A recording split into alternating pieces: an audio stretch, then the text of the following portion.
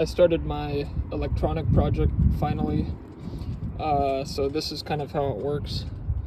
This is the circuit breaker. This line will go to the positive terminal on the battery, and this goes to an isolator switch. So if there's too much current, this will trip, and then you can reset it.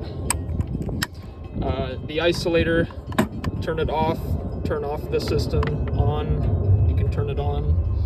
And this, I ran out of materials, but this is going to go into here, and then this is my fuse box. I'll have 6 fuses, 6 positives, and then 6 negatives, and this goes to the negative on the battery.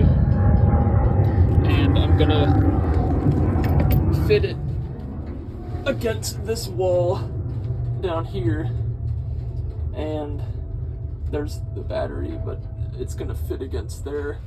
And then I'm gonna have those 6 positives from the fuse at 1. The wires are gonna lead into this, and that's where my switch panel will be. And then I can get everything else working. But yeah, that's what I've done so far.